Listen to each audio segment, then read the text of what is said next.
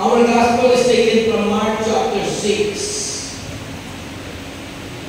mabuting balita ng Panginoon ayon kay San Marcos, Kabanata 6, talata 1 hanggang 6. Mark chapter 6, verse 1 to 6. At ito ang sinasabi, umalis doon si Jesus at umuwi siya sa sariling bayan, kasama ang kanyang mga alagad.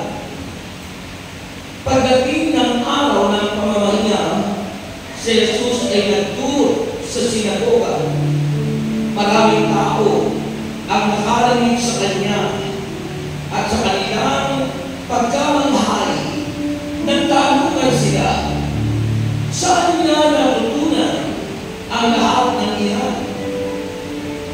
Anong karunungan itong ipinagkaloob sa kanya? Paano siya nakagagawa ng mga himala? Hindi ba ito ang karpenterong anak ni Maria at kapatid niya Santiago at Jose, Judas at Simon? Nagalito rin ang kanyang mga kapatid na babae, hindi ba? Kaya hindi sila naniwala sa kanya. Dahil dito sinabi ni Jesus sa kanila, ang isang propeta ay iginagalang ng lahat, maliban ng kanyang mga kababayan, mga kamag-anak at ng kanyang pamilya. Hindi siya nakagawa ng himalaon, maliban sa ilang may sakit na pinatunan niya ng kanyang kamay at pinagaling na maghasya dahil ayaw nilang maniwala sa kanya. Mga kapatid, ang mabuting balita ng ating kaligtasan. Purihin natin ang Diyos.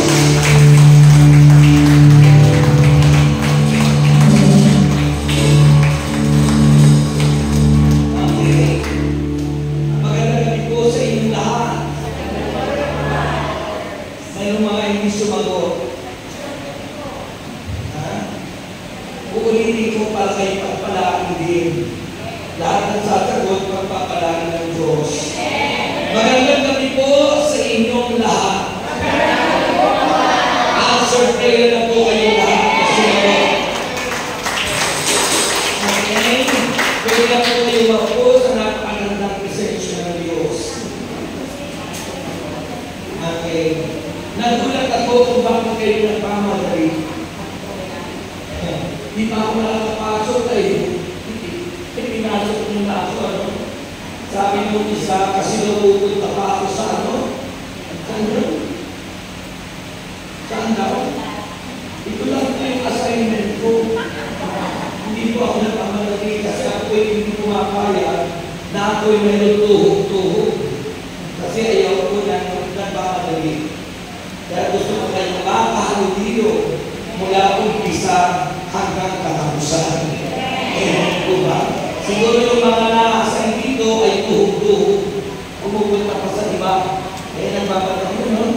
Ako po, ayaw ko nung gano'n. Hindi mo ako kapayag na ako'y dalawa-dalawa yung assignment. Kasi hindi ko na ibibigay yung the best kapag mayroong pang-isa. Diba? Parang asawa yan eh. Kung may asawa ka ng isa, hindi pwede pag-dalawa. Diba? Ganun po yun, mga kapatid. Kaya ako rin papasalamat sapagkat narito tayo at nagkakasama-sama sa loob ng mahabang panahon. Ngayon muli ako nakalik sa inyo. At nakita ko kayo ngayon, lalo pa rin gumaganda kayo dahil kasama natin ang Panginoon. Amen. At kaya ating pong pag-uusapan ngayon ay yung unbelief. Pag sinabi pong unbelief, yung hindi pagsambalataya, yung hindi paniniwala, yung hindi sila nagtiwala na natin sa ating Panginoon sa Kristo. The unbelief of His acquaintances. Ibig sabihin ng acquaintances, yung kanyang mga kababayan, yung kanyang mga kamag-anak, ginamit sa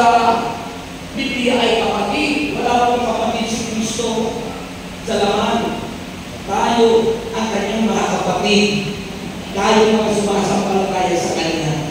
Amen? Kasi sa Hudyo po, sa salita pong Grego at salita Hebreo, ay mayroon isang word na tinatawag pong AH. Salitang up. AH. Yung po ay, sa Greek word po yun, pag in-translate, po pwedeng kapatid, po pwedeng kamag-anak, po pwedeng malapit na kaibigan. Friend. Sa translation, ang ginamit nila doon sa word na sa halip na kamag-anak, ay ginamit ay kapatid. Kaya sa portion ng mga salita ng Panginoon sa Kristo, di ba? Sa isang pagtitikon, sinabi ng Panginoon, sino ang aking ina at mga kapatid? Nagtatanong ang Panginoon, pagkatapos tinuro niya, kayo na mga nakikinig at nagsasabuhay ng salita ng Diyos, ang aking ina at mga kapatid. Wala kayong pamahin. So, nawa po ay tayong lahat na nandito ay nananampalataya. Kasi pag sinabing unbelief, hindi nananampalataya. So, sabi ko ng banal na kasulatan sa ating gospel, umalis doon sa Jesus at umuwi sa sariling bayan. Saan ba yung sariling bayan ng Panginoon? Sa Nazareth, Galilea. Okay? So, ang gospel po natin ay masasabi po natin na mula ang Panginoon ay mag-umpisa ng ministeryo sa Galilee, malapit po sa baybaying lawak ng Jordan.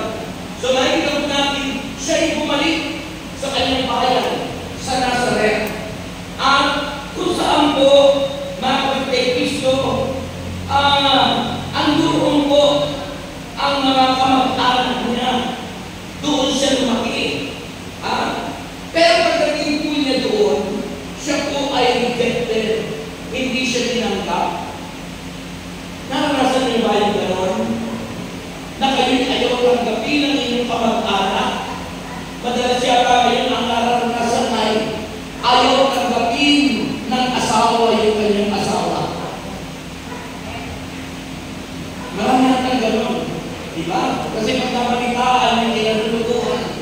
So, si Kristo po, nireject, hindi tinanggap ng kanyang mga kababayan at ang pinakamasakit ng kanyang mga kamag-anak.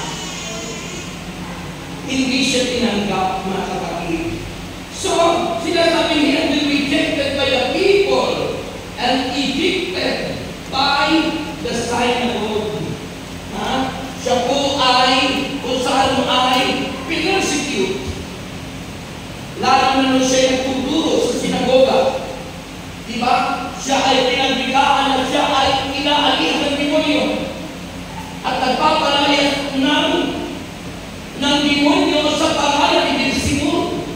Eh, sino ba si Beelzebul? Si Satanas.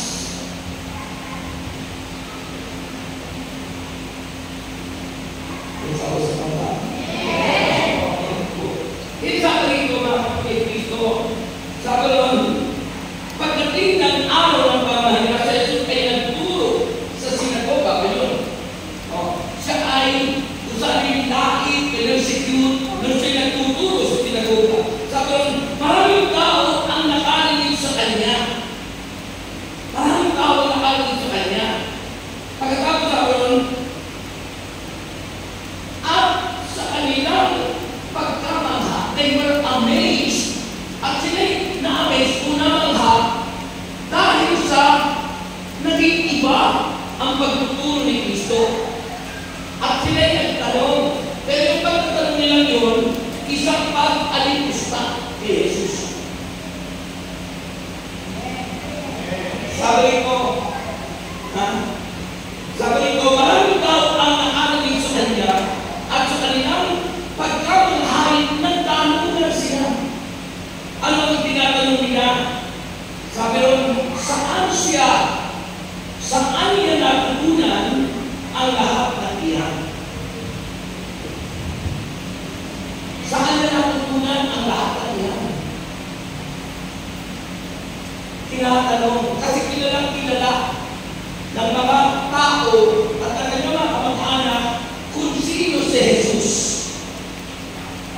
Siya anak ni Joseph, stepfather niya, anak ni Maria, si Mama Mary, at katulong ni Joseph, si Jesus habang lumalaki sa carpentry shop niya, sa paggawa ng mga furniture.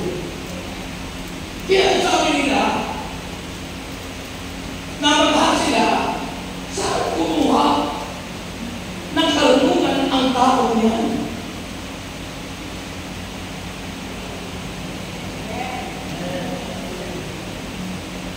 Saan kumuha?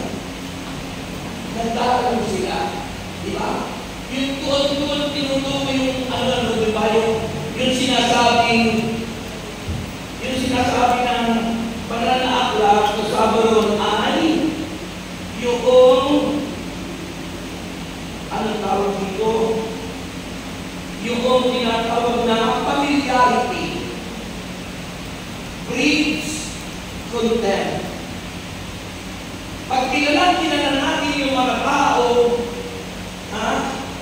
nanduroon yung ating pagtulisa, nanduroon yung ating mag-reject o nire-reject. Because familiarity breeds tunay ng pagtulisa kapag kilala ka. Tapos gumagawa ka ng maganda. Diba? Ganun po ang problema kapag kilala ka na. Tapos na iba na yung dating ng iyong pagkatao. Kaya nung bumalik si Kristo, namanghasi na bakit gano'n na siya. Samantalang siya ay karpintero. Samantalang siya ay anak tama ni Jose, anak ni Maria. Pero bakit siya nangangaral ngayon? At nagsasabi ng mga bagay na kahanga-hanga. Kaya sabi noon, they were amazed. Namanghas sila at nagtanugan sila saan niya natutunan ang lahat ng iyan. Anong sagot? Saan niya natutunan ang lahat ng iyan? Anong sagot? Ay di sa kanyang amang sa El Shaddai. Amen! Kaya hindi naman natutunan ni Jesus doon. Hindi naman siya ordinaryong tao. Si Kristo ay Diyos na nagkatawang tao. Sino naniniwala sa inyo si Kristo ay Diyos?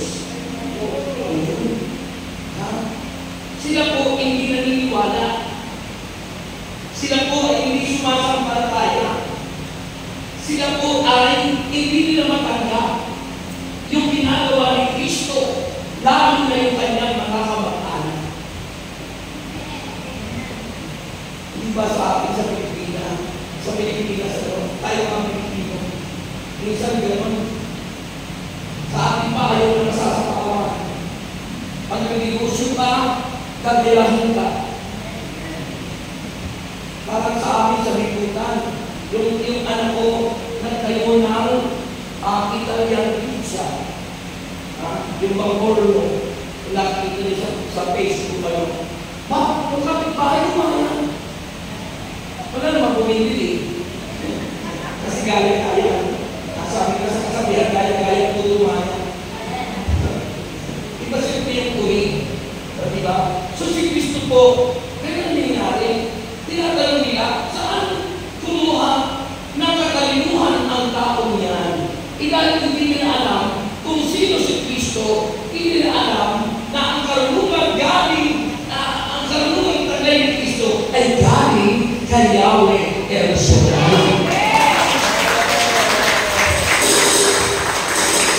Ang kanyang kapangyarihan ay galing kay El Shaddai. Diba sabi ng Bible, all powers in heaven and earth was given to me. Ang lahat ng kanyang kapangyarihan sa langit at sa lupa ay ibinigay na sa akin ng Ama. Oh. Wisdom, knowledge, power, strength, lahat ay galing kay El Shaddai.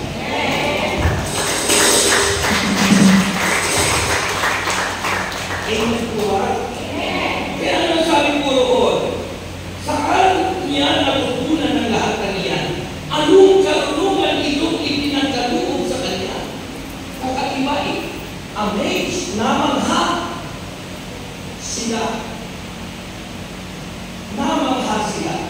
sila'y namangha kay Jesus, pero tingnan niyo po sa dulo ng gospel.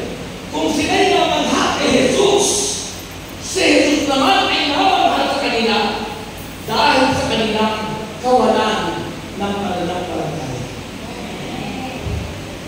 Sipin mo, ini-expect ni Christ, inaasahan ni Jesus na sila'y sasampalataya, pero hindi sila sumampalataya kay Jesus. Bakit? Sapagkat kilala nila ang Panginoon. So, ano sabi ko?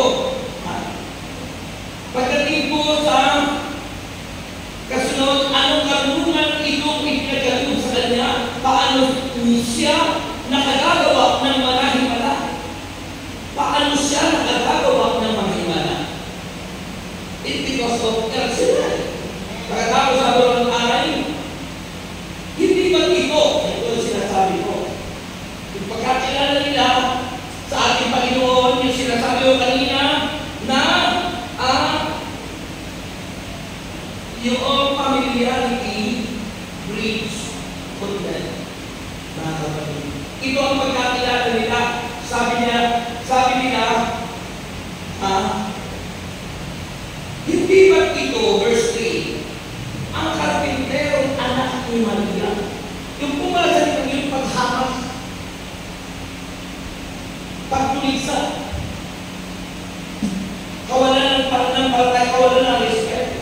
Hindi ba ito ang anak? Hindi ba ito ang karpinterong anak ni Maria at kapatid ni Santiago? So sabi ko sa inyo, kapatid ko, kamag-anak. Ito po, pag sinerge nyo po, yung si St. James, si St. Joseph, at si Judas, St. Judas, hindi po si Iscariot. Hindi po si Iscariot, Tadeus po ito, si Judas Tadeus. Ay, nakita niyo po sa alam, at si Simon. Si Simon po, di ba? Si Simon Pedro, pinagkita ng ito. Sa alam ay, yun ay mga kapatid raw ni Jesus. Pagkatapos sabi nito, tagalito rin ang kanyang mga kapatid na babae. Hindi ba? Sabi nila. Kaya, hindi sila naniwala sa kanya. Yun ang reason.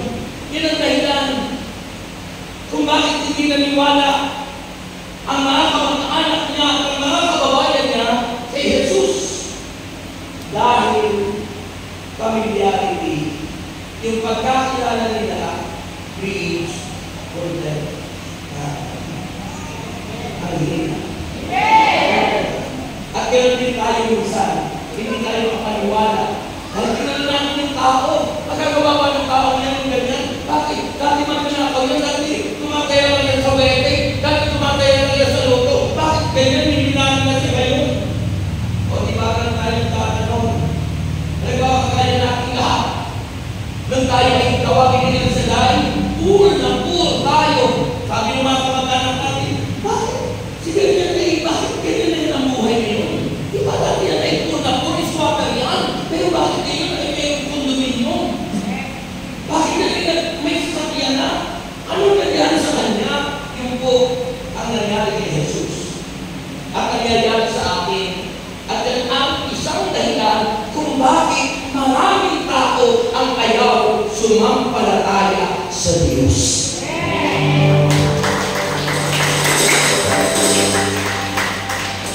Ano ba ang nangyayari sa inyo? Paano nyo nakakain? Sa Panginoon. Tapos sabihin natin, panalangin na lang natin sila. Di ba?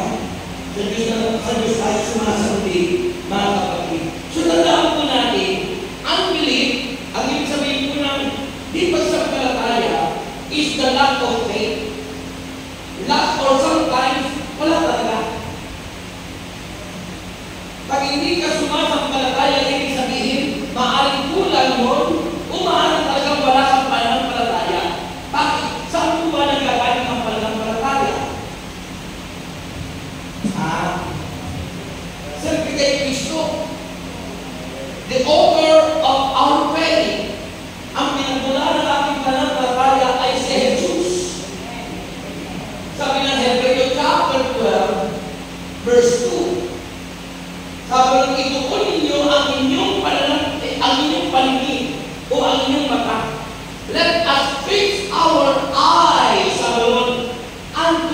Jesus. Bakit daw? Bakit daw itunan natin ang ating paningin kay Jesus?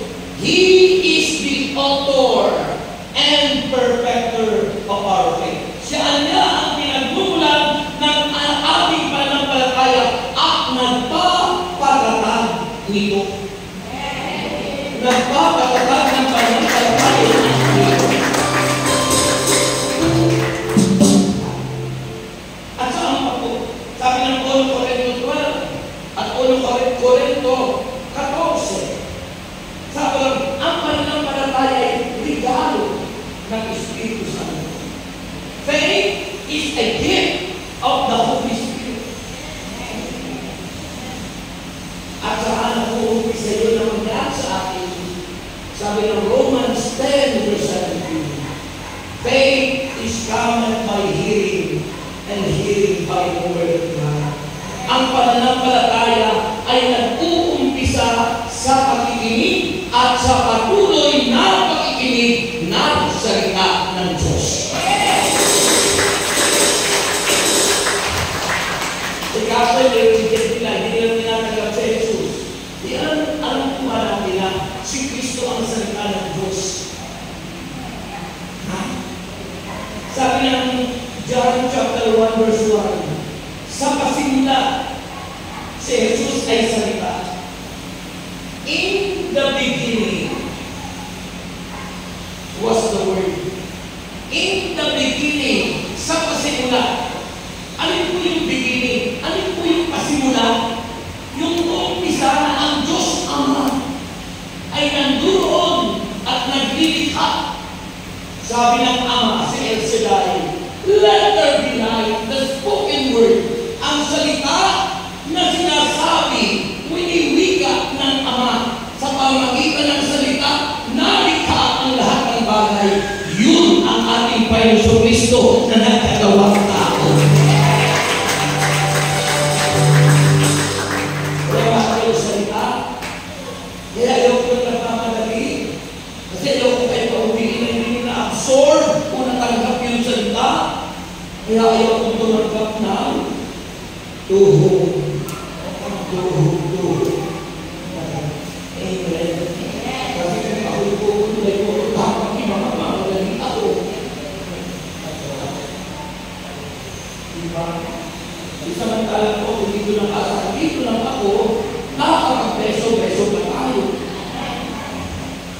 O, diba? Eh kung nagmamadali ako, pagkatapos ko, takbo na ako. Kasi kung nagkakano ko. Diba? Nakakaibigan. Nakakapagin. Kaya, tandaan niyo po, ang pananampalataya, ang may akda, ang pinagmumulan ay ang Panginoon Jesus. Sapagkat sa pasimula, ang Panginoon ay salita. In the beginning was the Word.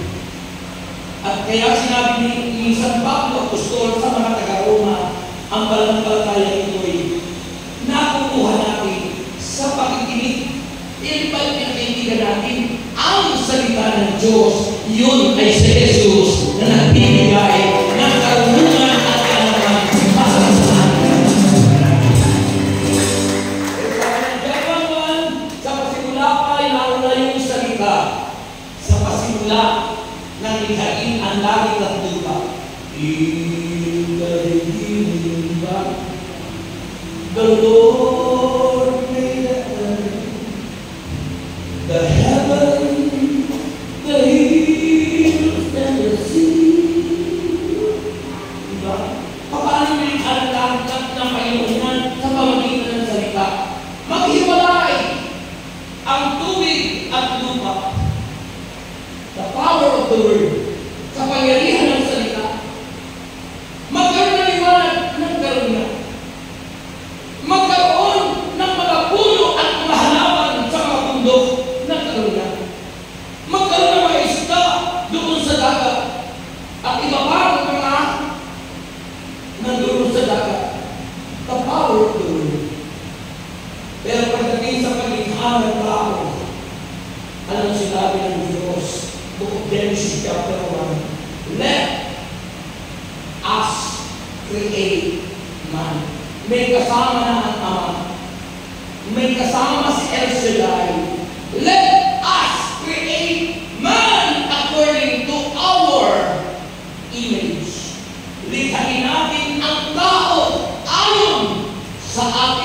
promise. Sino ang kasama ng Ama? Si Kristo. Ang tawag doon ay the pre-existence of Christ is the Word. Kasama niya ang Holy Spirit. Sabi niya, Genesis 1, and the Holy Spirit was hovering over the water. Nasa ibabaw ng tubig ang Espiritu Santo. Kaya, hindi tayo nilikha sa pamagitan ng salita. Magkakasama ang Ama, ang Anak, at ang Espiritu Santo na nilikha tayo bunga ng pag-ibig. Pinagdala sa ating pag-ibig kasi you cannot express love kung ikaw ay nag-iisa. Kaya nga sinasabi sa idiomatic expression, no man is an island. Diba? Wala ng taong makapag-iisa. You cannot express, I love you, kung ikaw lang. Sino sasabihin mo sa sarili mo? Kaya, ang pag-ibig ay nabubulod sa pamagitan ng Ama, ng Anak, at ng Espiritu Santo, sapagkat ang Diyos ay pag-ibig. Sabi ko na, 1 John 4, verse 7 to 8. Sabi ng unang sulat, di San Juan. 1 John chapter 4, verse 7 to 8. God is love. Ang Diyos ay pag-ibig. Kaya kung umiibig tayo, nasa sa atin ang Diyos. Pero kung tayo natutuo, demonyo ang nasa siyo. Diba? Kapaligtaran ng pag-ibig, hate, sama, yung guilty, ang kapaligtaran, sama, pangit. Kaya kapag tayo natutuon, nagagalit, ang tawag ko dun ay evil spirit. Sa puso natin, pag tayo ay evil spirit, yun ay gawa ng devil, ng demonyo. Kaya, don't let your heart be filled with hatred. Huwag mong pagpapahintulutan ang puso mo, magpulong ng masamang espiritu ng galit. Kuko, tampo, hinanakit, sama ng loob, at kung ano pa. Punuin natin ang ating puso ng pag-ibig sapagkat ang Diyos ay pag-ibig.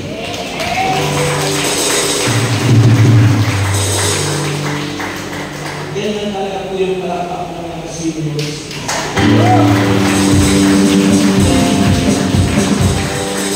Hindi naman po naunawaan po yan ng Diyos. Okay? Sapagkat siyempre minsan ay masakit na yung kasukaan. So, hindi na magilakas. Kaya kung siya hindi na makasayaw kasi masakit na yung tuhod. Pala-pala sa tayo, senior na eh. Ako po nakwenta ko yung edad ko, magsi-69 na pala ako. 69? Sa December.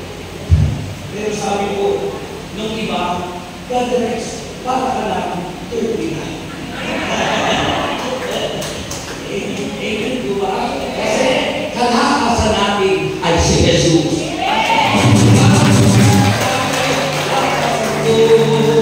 Ay ikaw, kalakasan ko. Kalakasan natin ay si Jesus. Kaya kung si Jesus ay nasa sa atin, malakas ang palakpak nila.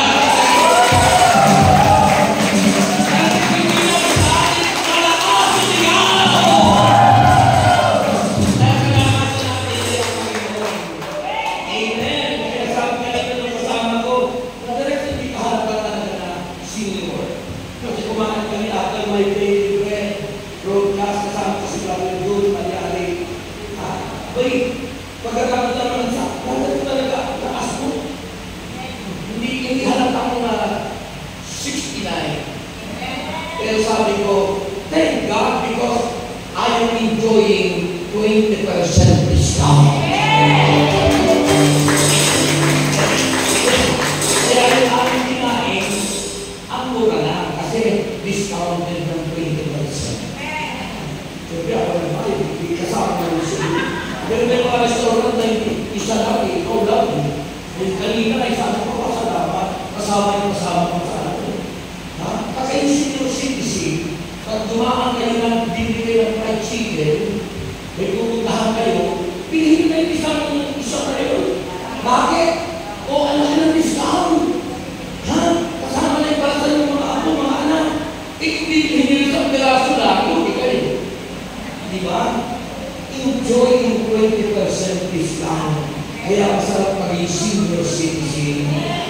Purihin sa ito. Kaya ako ng senior citizen. Amen? Sabi ni Dr. Bukanina, may libre ka pang singing. Sabi ko, hindi ako ng singing. May libre ka pang singing. Ano ba kayo ng singing? Okay. So yung po mga kapatid, kaya pag si Kristo nasa sa amin, God is love, and we are created because of love. Pag-ibig ng Diyos, the Father, the Son, and the Holy Spirit, tayo ang naging bunga. Kaya tawag sa akin ay tayo obra maestra ng Diyos. Kaya yun po, gano'n na lamang ang pag-ibig niya sa akin. Sa mga tayo bunga ng kanyang pag-ibig. Purihin ng Diyos. Amen? So, unbelief is the lack of faith and trust.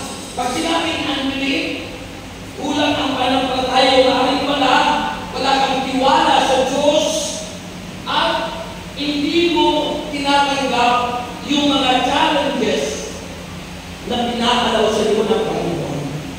Ano pa ang hindi sa walang pananampalataya? Mas huwaling disobedient. Hindi sumusunod sa Diyos. Yung sinabi ng Diyos, magpatawad ka, ayaw mo magpatawad.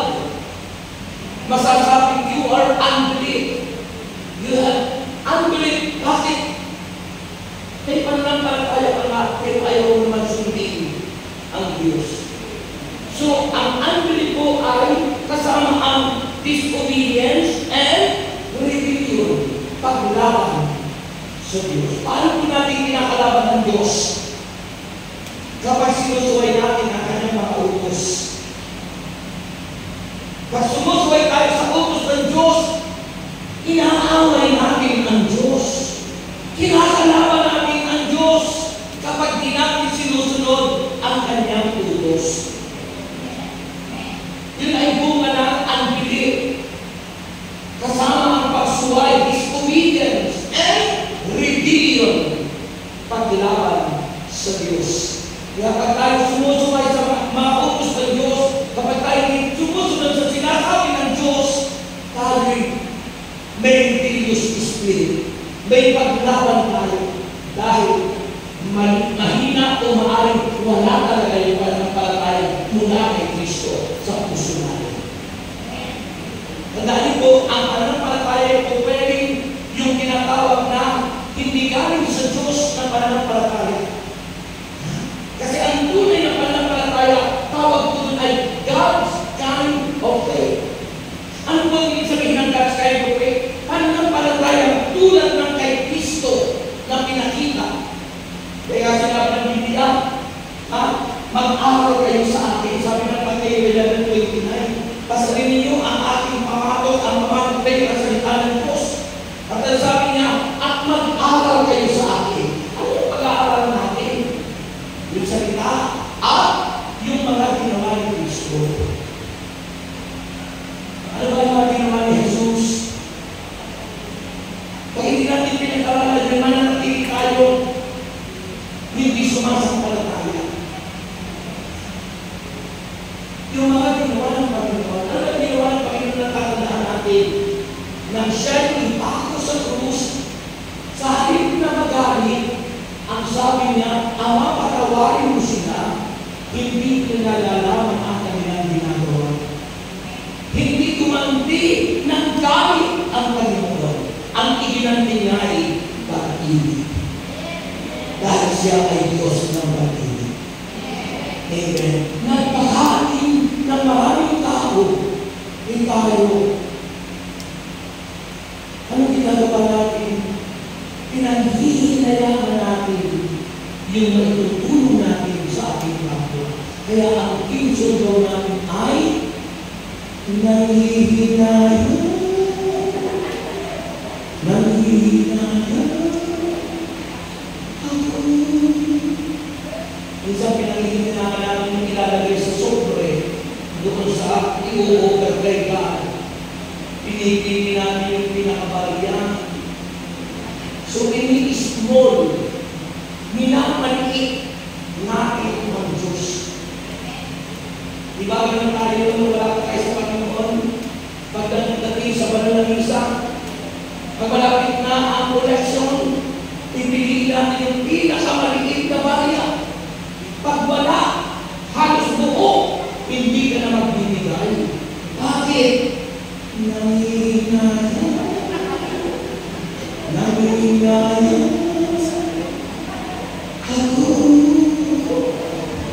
Pag pinanghihinayaan mo ang para sa Diyos at para sa iyong kapwa, diba? Dalawang utos yung sinabi ng Panginoon, love your God with all your heart, with all your soul, with all your mind, and with all your strength, and love your neighbor as yourself.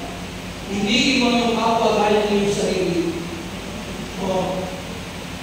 Kaso, kung tayo lagi nangihinayaan, pinanghihinayaan natin yung time, panahon, kaya ayaw natin lumalo, ayaw natin magsimba, ayaw natin mag-Bible study, ayaw natin mag-aaral ng salita ng Diyos, ayaw natin magdasal, lahat yan ay bunga ng unbelief, kawalan ng pananampalataya, dahil nangihinayaan.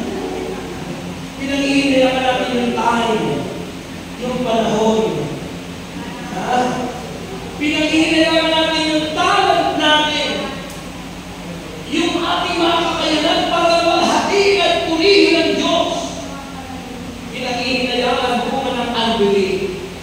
At pinanghihinayaan natin yung treasure. Yung ating dapat ibigay sa Diyos. Ay nanghihinayaan tayo. Bakit?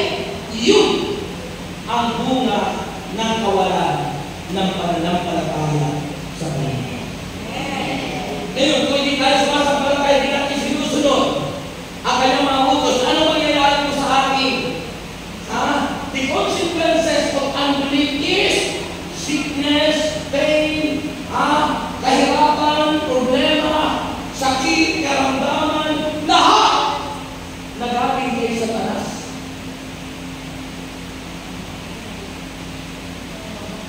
Pero tandaan mo, hindi lahat ng sakit ay galing sa unbelief.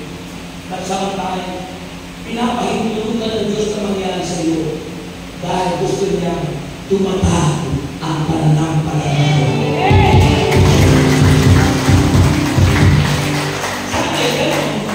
Sana'y ganun ang nangyayari. Na kung tayo ba ay karamdaman, dapat ay bunga yun na gusto tayong patatagin ng Diyos. Baka naman bunga ng kawalan ng ating pagtitiwala. Baka naman bunga ng ating kawalan ng pananampalataya sa Diyos. Kung baka naman bunga ng ating katamaran dahil ayaw natin lumapit sa Diyos.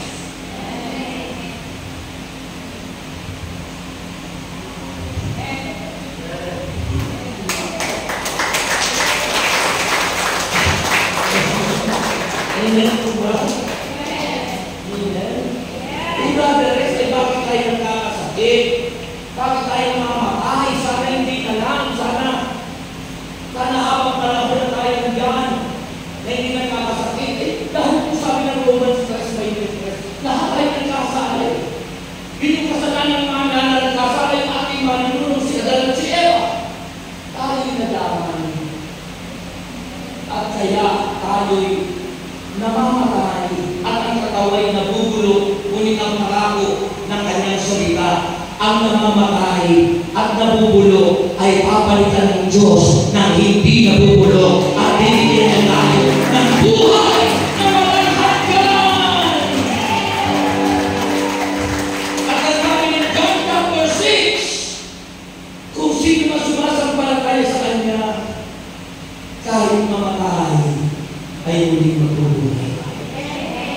At sino man nananampalataya ngayon, sabi ni Jesus, kailanman ay hindi ka na mamamatay.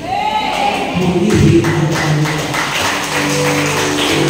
Ang ibig sabihin ng Panginoon naman, na hindi ka na mamamatay, ibig sabihin yung spiritual death, hindi ka na mawawalay sa Panginoon. At ikaw ay makakapiling niya magpagkailanman. Ikaw pa rin.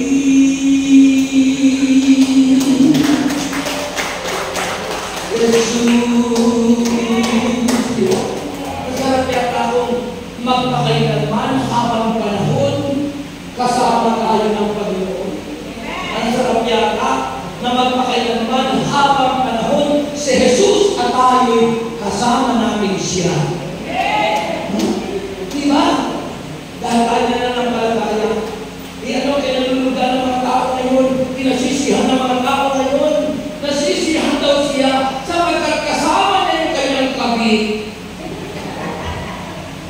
Ay, lako po, ano mangyayari sa buhay natin kung tayo malabas sa utos ng Diyos?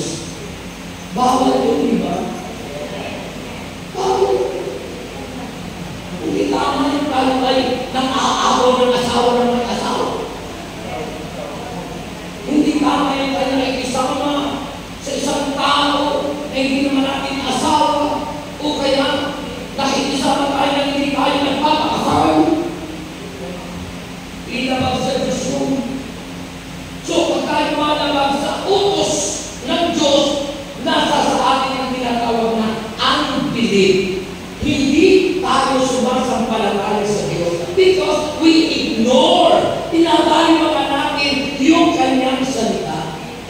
Kaya sabi ng Panginoon, kapag natin nyo ang tinig ng Diyos at tinamaan ka, magbago ka. Magbago ka. Nang di ka magsisi sa huli.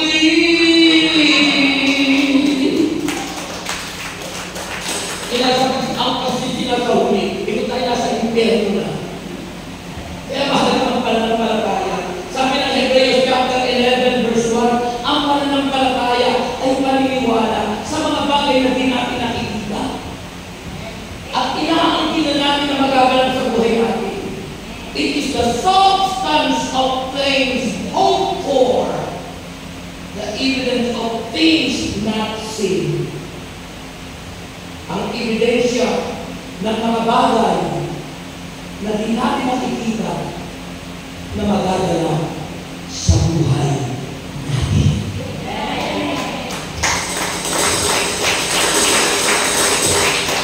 Kapag ninyo ang tinig ng Diyos sa Hebrews chapter 4, huwag maging matigas ang ating mga ulo. Magbago na. Kung di pa kayo kasal, na pwede pa kayo magpakasal, magpakasal na kayo. Huwag nang paabot pa na ikaw ay pumikit ang mata, ilagay sa kahon. Pagkatapos ko nakalagay ka na sa kahon, inihiyakan ka. Kahit kayo nagmamadali pa ng unang panahon, hindi ka na makakapagmadali. Lahat ng sasakyan lalagpas sa iyo sapagkat banayan ang takbo ng kutsing itim o kutin at may tuntun pa ba.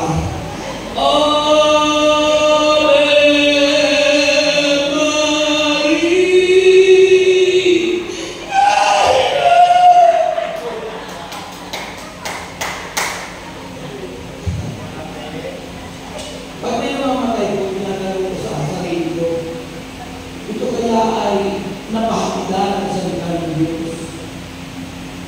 Sino kaya preacher ang nandun sa lugar nito? Nakakita kaya ng salita ng Diyos? Ligtas kaya siya? Huwag nawa pagdating ng panahon na ikaw ay iniiyakan ng iyong mga mahal sa buhay. Kung pikit na yung mata mo pa, pikit na yung mata natin, paano natin masasabi, Lord, naniniwala ko ako sa iyo. Hindi natin masasabi, Lord, I believe in you. Lord, I trust in you. Hindi natin masasabi yun kung patay na at wala Kaya habang may buhay, tayo manalig, magtiwala sa Diyos. Amen. At hanggang maaari, matuto tayong sumunod sa kanyang mga pinag-uutos. Alam niyo, bakit tumatanggap tayo ng kagalingan? Dahil sa pananampalataya sa Diyos. Pag hindi tayo sumasampalataya sa Diyos, hindi tayo gagaling. Hindi tayo lalakas. Hindi tayo magtatagumpay. Pero kung tayo po ay mananampalataya sa Panginoon, tatanggapin mo ang kanyang pangako, ang pangakong kagalingan at pangakong buhay na walang hanggan. Amen?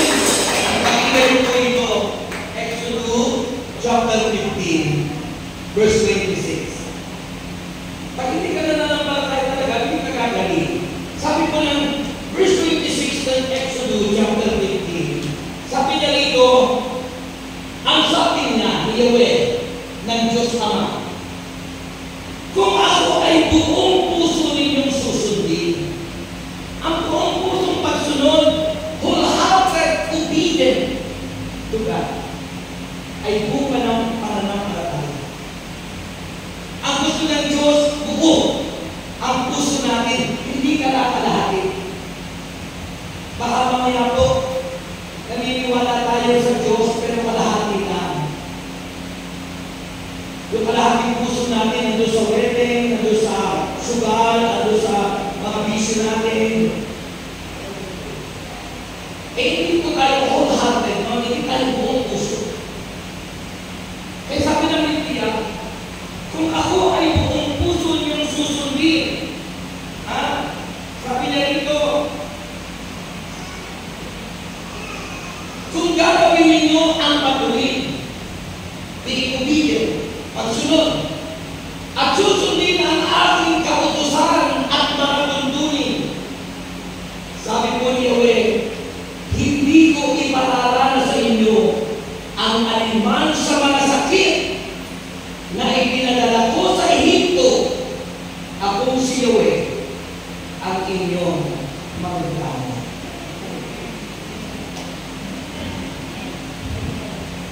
Pag tayo nagpagamot sa doktor, tapos hindi na nila kaya sa pagpasa Diyos ko na. Kung Diyos lang pala ang magpapagamot sa atin, iunahin natin yung Diyos. Dahil i-comment lang naman yung mga doktor, pag iunan mo ang Diyos, pag-agalingin ka niya alaman. Amen. Kasi yung Matthew 6:33, mag-seek first the kingdom of God and His righteousness. Unahin daw natin yung kahagaan at katwiran at kayaman sa kita ng Diyos. At ang marako niya at ang lahat ng bagay ay idaragdag sa atin ng Diyos. Mula po yung natawagin ako ng Panginoon ng 1986. Mula naman in-over ko na kay Lord yung buhay ko. I consecrate my life, Lord. I offer my life to you. I consecrate my life to you, Lord God. At paglilingkuran kita. Iswakan lang ako ng meron dumagan ang panahon at pinagpala natin. Dati kaya kayo lumabana. Sabi ng iba, kasi brother, nagkapera ka na.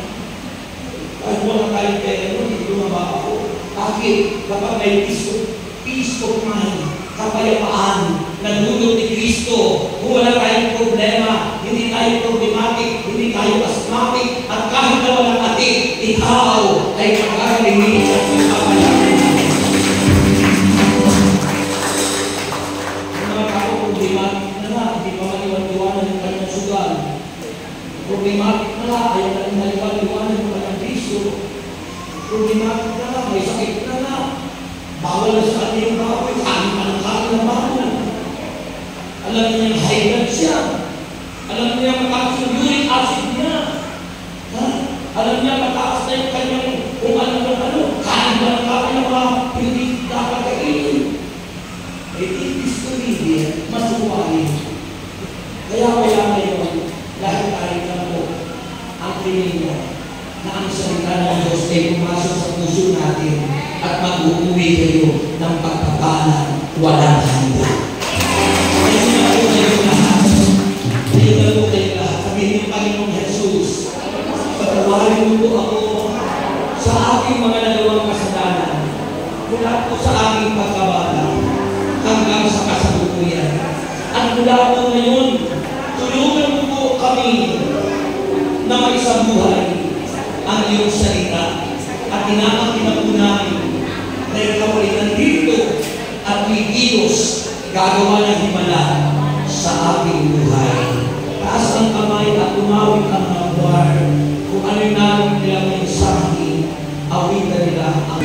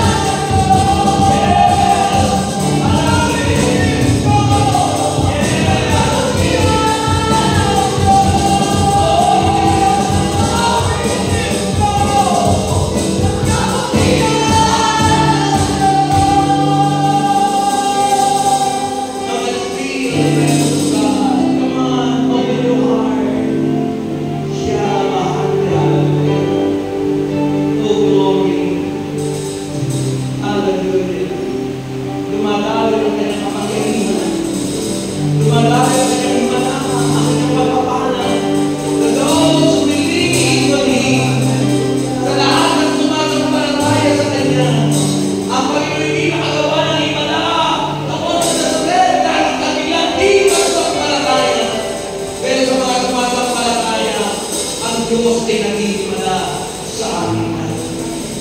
Yes.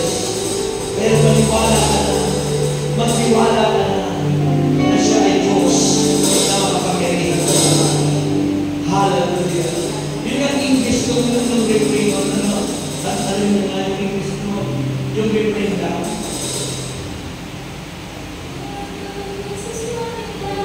Yes. Yes. Thank you, God.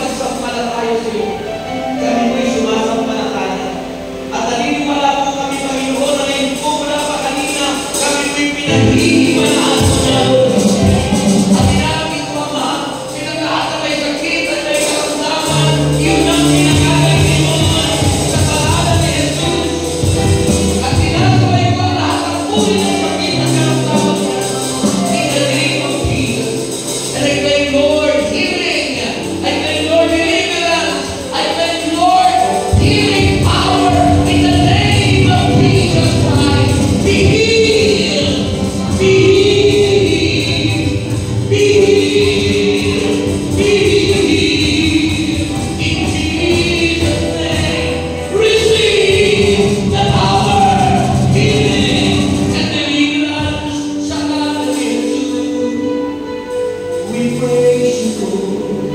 And Lord, that we Make us holy and worthy, Lord God. Remain in our hearts, O God, panatili ka sa aming puso.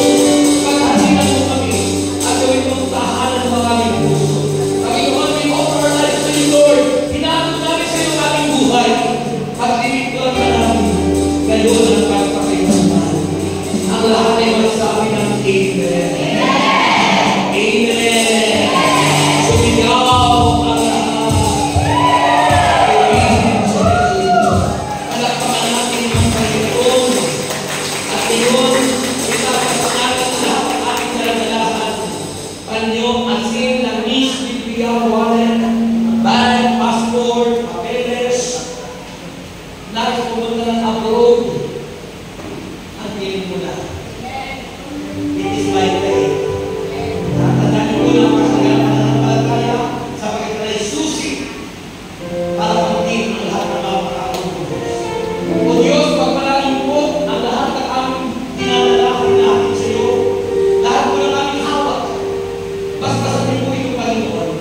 At dahil kung punungin mo na yung pagpapala ang aming manawalan at bayan. At dahil kung basbasahan ang mga bagay namin tinataas.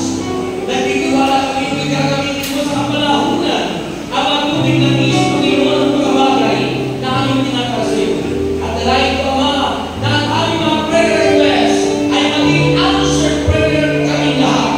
At ang aming mga alay at paghahandog, nawa ko ito'y malik sa aming tulad ng iyong pangako. Nagsiksik-siktik at umaapaw. Kaya, Panginoon, kami pinagpapasalamat at pinagpinang po namin ito, Lord. As we sing, give thanks. Pasalamatan natin ang Diyos. At pinagpinagpinang sa ito, habang umahapit sila.